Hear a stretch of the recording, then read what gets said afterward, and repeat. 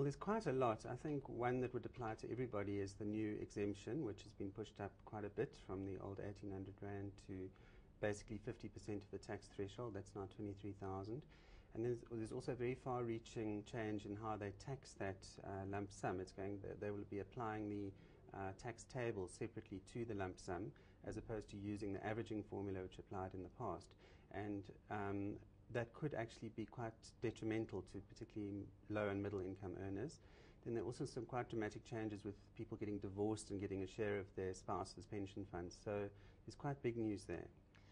And what about the latest legislation regarding employees? Is there anything of importance that might be of significance? Yeah, there is. I think potentially one is perhaps not so important, and that's the incidental use of cell phones and computers.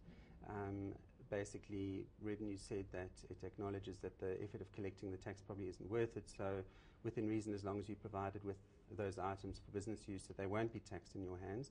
What some employers previously did was take a notional amount like 20% and guess that that was personal use and tax it. So that's all to the good of both employers and employees. And the other one is for certain payments which might potentially have to be repaid. Perhaps the best example would be maternity benefits, where you perhaps decide you have a baby, you receive the benefits and then decide not to come back to work. Previously there was no tax relief. You will have been taxed on the benefits and no right to claim a refund when you have to repay them. Now you are entitled to claim a tax deduction in the hands of the individual, so that I think is only fair. Also, we see that there's a big overlap in our Act regarding labour broker rules and personal service company rules. And we see that a new concept has been introduced in the latest legislation which eliminates this duplication. Can you tell us about this? Yes, I think this is to be welcomed because the labour broker rules came first. They've been around for a very long time.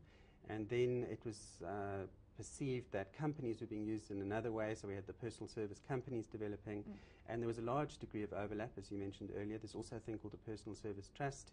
So all of these have been merged under one entity, which is called a personal services provider, and the requirements are very similar to what applied to the previous ones. It shouldn't be unfamiliar to people.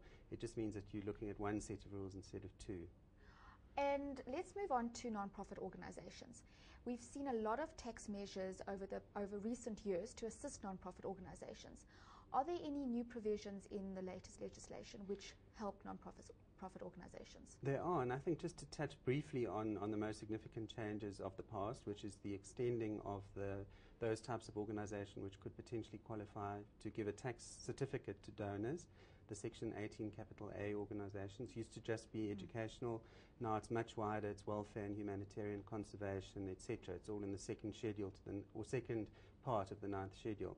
And related to that change, they've now said that for people who are employed and subject to PAYE, they'll be able to give essentially a deduction from the PAYE. You won't have to only get it on assessment. So it will be withheld at source by your employer. Okay, well, Billy, unfortunately, I know this is a diverse section of information and we've got a lot to cover. But that's all we've got for this week. So join us next week where we'll continue this discussion.